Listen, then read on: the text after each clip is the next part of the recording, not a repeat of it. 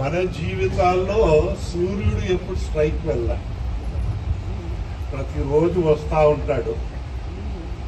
పొద్దున ఉదయించుతారు, అస్తమించుతారు. ఆ వెలుతుర్ని మనం స్వీకరించే వాళ్ళు స్వీకరిస్తారు. మీ గ్రామంలోనే ఇద్దరు ఉన్నారు, వారు పొలంలో పంప్స్ కోసం వినియోగించుకుంటున్నారు. నా ఇంట్లో ఉంది, మాకే సబ్సిడీ గురించి పెట్టలే. మొదట 10 కిలోవాట్లు చేసేటప్పుడు చంద్రబాబు నాయుడు ఆనాడు ముఖ్యమంత్రి హై కన్సంప్షన్ ఉన్న ఇల్లు కనుక ₹4 చిల్లర మనకు యూనిట్ కి తీసుకునేవారు. మళ్ళీ మన రాష్ట్ర ప్రజల దయాని జగన్ ని తీసుకొచ్చారు ముఖ్యమంత్రి. ఆయన ₹9 చిల్లర పెంచేశారు యూనిట్. మీ ఎలక్ట్రిసిటీ బిల్లు మీకు తెలియాలి. ఆ సూర్యుడు కడుతున్నారు కనుక నా కళ్ళు జగన్ లేదు, కానీ చాలా మంది వారి ఎలక్ట్రిసిటీ బిల్ చూస్తే షాక్ కొడుతుంది, వారు కరెంట్ ఇస్తే షాక్ కొట్టదు. ఆ పరిస్థితుల్లో ఉన్నామని విషయం. అందులో నేనైతే సబ్సిడీ కోసం ఆగను. ఎందైతే సబ్సిడీ ఎప్పుడు వచ్చినా ఎక్కడ పోదది, వస్తుంది మీ బ్యాంక్ అకౌంట్కే వస్తుంది. కానీ దానికోసం ఆగి కూర్చున్నారనుకో, ప్రతిరోజు సూర్యుడు ఉదయించుతారు, అస్తమించుతారు, ఉదయించుతారు, అస్తమించుతారు. ఒకప్పుడు విజయనగరం జిల్లా నీతి ఆయోగ్ అవార్డు వచ్చిన జిల్లా ఇది. దేశంలో సూర్య విద్యుత్ కి ముందు నడిచిన జిల్లా ఇది. పంప్ సెట్స్, కలెక్టరేట్ లో సూర్య విద్యుత్, హాస్పిటల్లో వేడి నీళ్ళ కోసం సూర్యుడు శక్తిని వాడడము. అలాంటి జిల్లా మొత్తం ఇప్పుడు జారీ రెండోసారి మనం లేస్తున్నాం. అయితే పడుకోవడం వల్ల మనకు వచ్చింది ఏం లేదు. లేచి ముందు వెళ్తే దాని లబ్ధి మాకు వస్తుంది. లేకపోతే మనం బుర్ర ఊపేస్తాం, ఇంటికి వెళ్ళి పడుకుంటాం. సూర్యుడు మరుసటి రోజు వస్తాడు, మళ్ళీ సాయంకాలం పడుకుంటాం, మరుసటి రోజు మళ్ళీ సూర్యుడు వస్తారు. మనకైతే కరెంట్ రాదు. అది మనం ఎలా వినియోగించుకోవాలి, మన ఆలోచనని బట్టి ఉంటుంది. ప్రభుత్వాలు మళ్ళీ ప్రజా ప్రభుత్వాలు వచ్చాయి కనుక ఈ స్కీమ్ ని ముందు తీసుకెళ్ళడానికి ప్రయత్నిస్తున్నారు.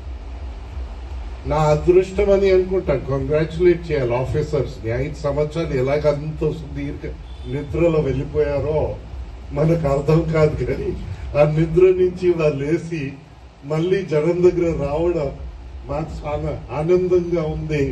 వారందరికీ కూడా స్వాగతం పలుకుతా ఉన్నాను. ఇప్పటికైనా మనం దీన్ని సద్వినియోగం చేసి మన భవిష్యత్ని మనం కాపాడవలసి ఉంటుంది.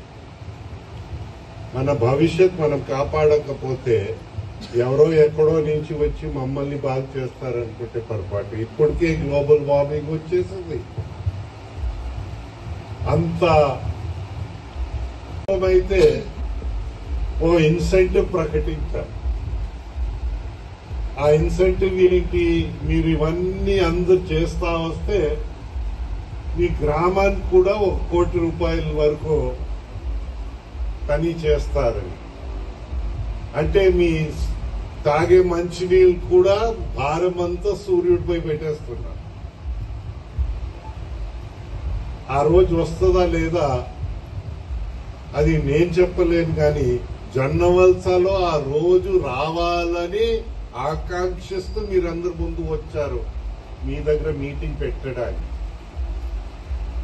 విషయాన్ని అవగాహన పెంచి మనము ముందు వెళ్తే ఒకప్పుడు మన మండలంలో ఆదర్శ గ్రామము ద్వారపూడి ఉండేది. ద్వారపూడి కంట జొన్నవలస ఇప్పుడు ద్వారపూడిని వెనక్కి తోస్తుంది ఏమో అని నాకు అనిపిస్తా ఉంది. మీరు తోస్తారా? అదే మీ చేతిలో ఉంది. మీరు తోస్తే సంతోషం.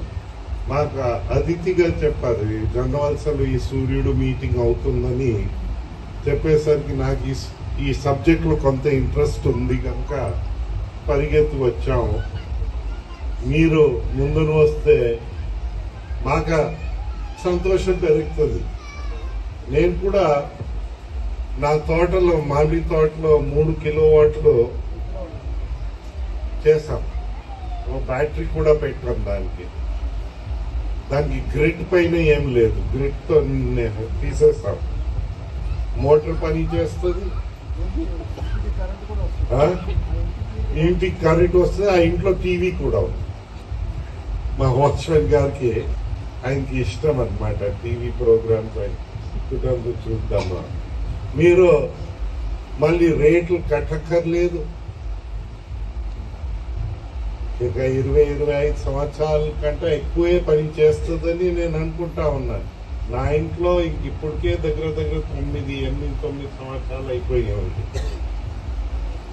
ఈ 8-9 సంవత్సరాల్లో సూర్యుడు ప్రతిరోజు ఉదయిస్తారు, ప్రతిరోజు అస్తమిస్తారు. ఇంకా 8 సంవత్సరాలు పోయిన తర్వాత కూడా ఉదయిస్తారు, అస్తమిస్తారని నేను అనుకుంటా ఉన్నాను. అందుకోసం మన ప్రకృతిని ఎంత ఎక్కువ వాడగలుగుతామో అంత ముందు మనం అందరూ వెళ్ళగలుగుతాం. అంత మంచి దేశాన్ని, మంచి రాష్ట్రాన్ని మన భావి తరాలకి అందించగలుగుతాం. లేకపోతే ఈ గ్లోబల్ వార్మింగ్ ఇవన్నీ చూస్తా ఉంటే ప్రకృతిని అయినా మానవుడు దాన్ని ఇవ్వాల్సిన గౌరవం ఇవ్వలేదు కనుక అది మమ్మల్ని బెదిరిస్తున్న విషయము మనం అనుభవించుకున్నాం. మళ్ళీ మనము ప్రకృతికి గౌరవం పెంచి తద్వారా మనం లాభపడాలని నేను ఆకాంక్షిస్తూ నాకైతే సంతోషంగా ఉంది, సరదాగా ఉంది జొన్నవలస రావడం. మీ సోలార్లు అయిపోయిన తర్వాత కూడా వచ్చి చూడడానికి మాకు అవకాశం వస్తుందని అనుకుంటా ఉన్నాం. ఎంత తొందరగా చేయగలిగితే అంత మంచిదని మా భావన అని మీకు అందరికీ విజ్ఞప్తి చేస్తూ